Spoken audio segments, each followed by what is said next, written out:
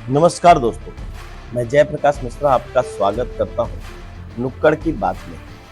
आज मैं एक ऐसे विषय पे बात करने जा रहा हूं जो देश के करोड़ों लोगों के मन में है कि क्या राहुल गांधी अगला चुनाव जीत सकते हैं या फिर नरेंद्र मोदी के नेतृत्व में एक बार फिर जनता का विश्वास हासिल करके और बीजेपी सरकार बनाएगी। इस चर्चा की शुरुआत मैं प्रेमचंद के प्रसिद्ध उपन्यास कर्मभूमि की भावना से करना चाहता हूँ।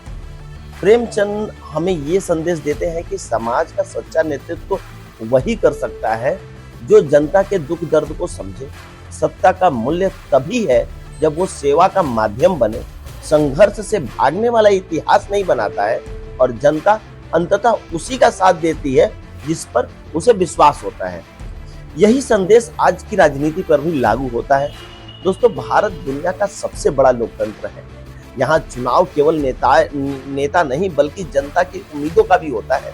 एक तरफ नरेंद्र मोदी पिछले कई वर्षों से मजबूत नेतृत्व की छवि बनाए हुए हैं, दूसरी तरफ राहुल गांधी जो कि खुद को वैकल्पिक राजनीति की आवाज के रूप में स्थापित करने की कोशिश कर रहे हैं।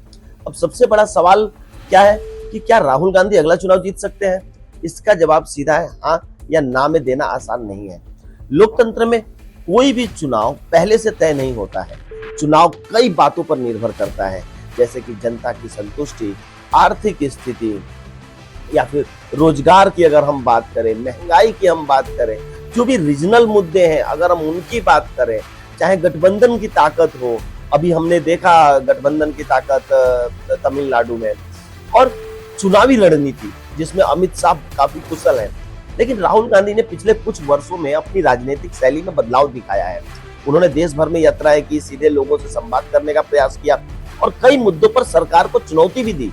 उनके समर्थकों का मानना है कि उनकी राजनीतिक स्वीकार्यता बढ़ी हुई है, और वहीं नरेंद्र मोदी के समर्थक कहते हैं कि उनके नेतृत्व में भारत वैश्विक स्तर पर अपना पहचान मजबूत और इंफ्रास्ट्रक्चर का विकास हुआ है। यहाँ कल्याणकारी योजनाएं लागू हुई हैं। यही नहीं, दोनों पक्षों को आपस में अलग अलग तर्क हैं, लेकिन लोकतंत्र की खूबसूरती यही है कि अंतिम निर्णय जो है वो जनता तय करती है। अगर राहुल गांधी को भविष्य में जीत हासिल करनी है तो उन्हें केवल सरकार की आलोचना से आगे बढ़कर एक ऐसा स्पष्ट विजन देना होगा जिससे लोगों को भरोसा मिल सके कि वो देश को विकास की दिशा में ले जाना चाहते हैं।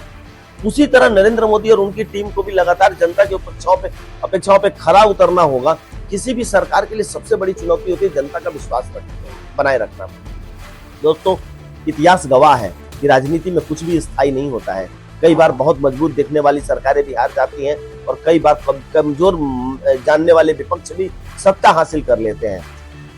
इसलिए यह कहना है कि मतलब किसी तरीके से लोकतांत्रिक प्रक्रिया का बहुत सरल बना देना, या मेरा मानना है कि आने वाले चुनाव में फैसला किसी भाषण या रैली या कोई नेता नहीं तय करेगा, जबकि रोजमर्रा की जिंदगी से जुड़े सवाल, क्या युवाओं को रोजगार मिल रहा है, ये तय करेगा। क्या किसानों की आय बढ़ी है, ये तय करेगा। व्यापारियों को व्यापार का अवसर मिल रहा है, या क्या आम आदमी का जीवन और बेहतर हो रहा है।